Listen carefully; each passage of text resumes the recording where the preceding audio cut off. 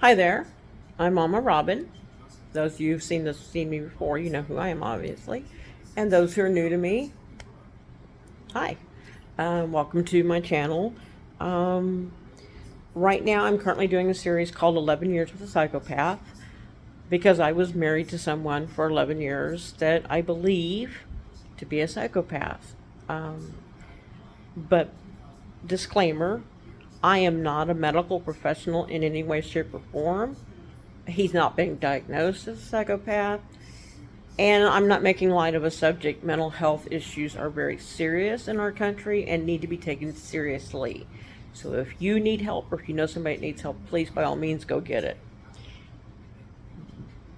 Back to why I'm here. I was married to someone for 11 years that I believe to be a psychopath.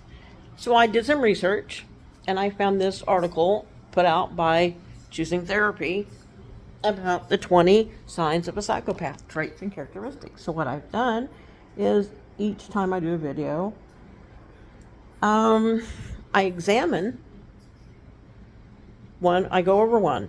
We talk about it, or I talk about it. You can talk about it in the comments if you'd like. My goal is simply to help someone. If one person watches my video and they see something in themselves or in someone they're with, and they believe that they need help, or they believe someone they're with needs help, and that person gets any help, if they learn something from it, if they get anything empowering from it, then I feel like I've done my job. My only purpose for doing these is to help people. When we left off with number 5, the need for power, control, and dominance. And I'm reading from an article on my thing. Many psychopaths seek out possessions of power and authority because they enjoy dominating and control of other people. According to some research, psychopaths are slightly more likely to seek out and secure positions of leadership in the corporate world, suggesting there is a grain of truth in the stereotype of psychopath CEO. There is also known to be an overlap between psychopathy, narcissism, and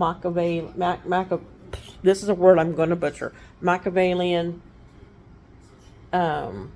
tendency, Machiavellianism, which can lead to a hunger for power and control. And Machiavellianism is immoral and exploitative tendencies.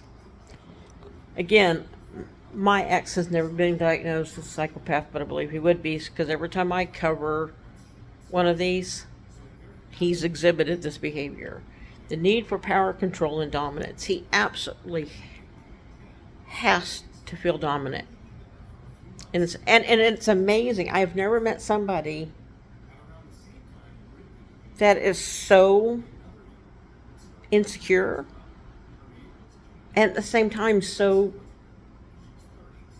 narcissistic. Paradoxically, he always needed to control the situation. He has to control it at all times. And he will do whatever means he has to. He will lie to you.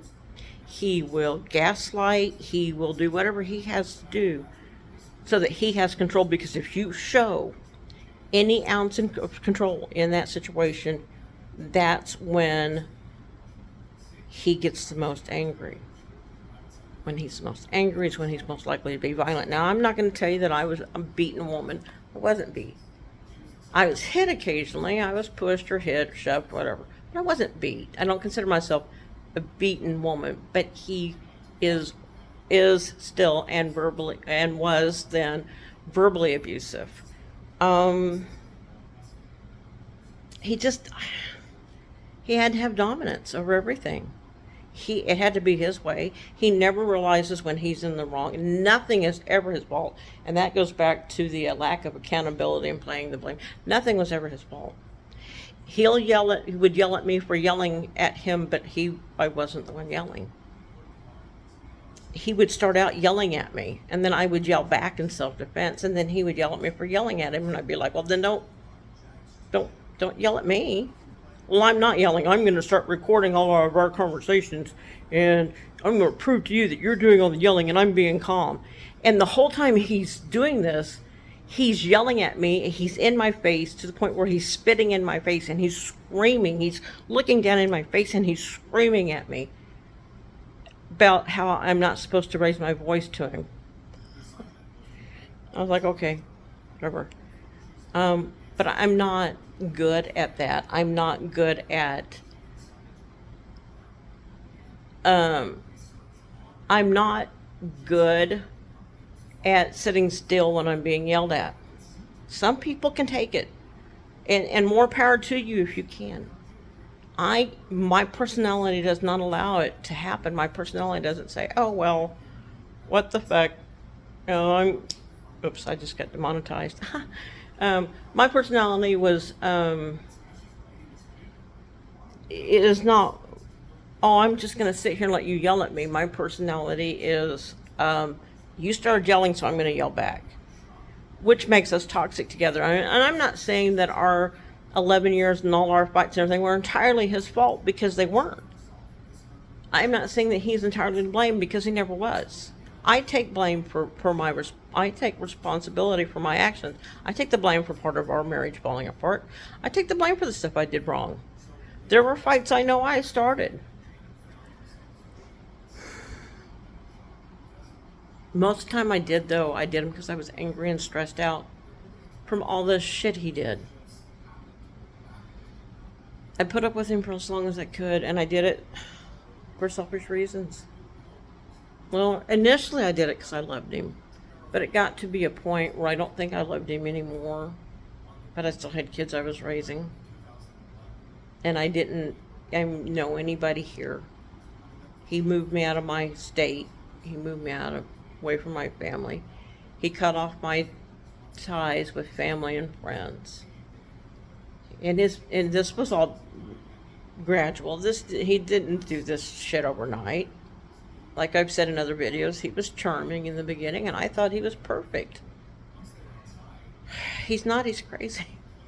No, I said that jokingly, and I shouldn't. I don't know that he's a psychopath, but so far we've covered 5 things, and he's had all 5 of them, and there's 20 to cover. So, I try to give examples. You would think after 11 years I could give wonderful examples of power and control and dominance. That's a hard one to give an example. I mean, it is.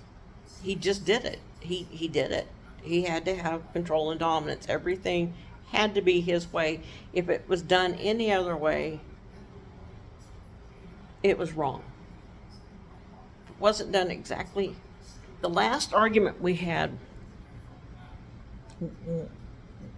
was he was trying to tell me how to use my phone. I had I had a newer phone than he had, and it was a different phone. It was a lot newer. It was a different make and model. It was just a different phone. Now I know all cell phones basically work the same, but some of the different models do things differently, and I was trying to figure out how to do something. And he was trying to tell me how to do it. Now, at first he started out reasonably polite. Well, kind of. He talked down to me like I was 2, and I never used a cell phone. Well, you need to take your phone and you need to do it like this. And I'm like, no, that doesn't work. Well, yes, it does. It's a cell phone. It works like that. Darling, I know what you're saying, but mine doesn't. Well, your cell phone's no different than mine. Blah, blah, blah. They all work the same way. And I said, no. Basically, they do, but some of them have features and stuff that others don't have. Are you saying that your phone's better than mine? No, I'm not saying that it's better. I'm just saying that it's different. It works differently. All phones work the same way. And I'm like, no, they don't. And he was like, you know what, just get the fuck out of my house. I'm like, I live here too. No, get the fuck out of my house. Move out. I don't have anything to do with you. Your temper's too crazy. You're too crazy. You don't even know how to talk to me right.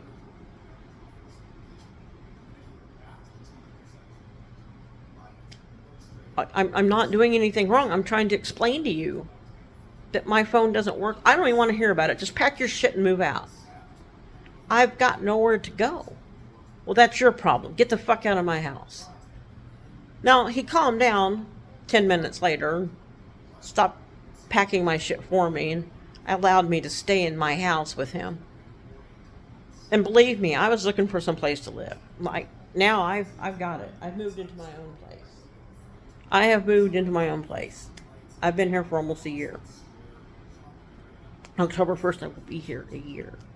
But at that time of that argument, I'm like, he was raising his voice more and more, and I, of course, was raising my voice too. But mine was like, I'm not arguing. I'm not calling you stupid. I'm just telling you that my phone doesn't work that way. Yeah, it does, because all cell phones fucking work that way. No, they don't. Yes, you do. You're just a dumb bitch. You don't know anything. You just think you're smarter than me. Where the fuck does that come from? Anyway, needless to say, yeah,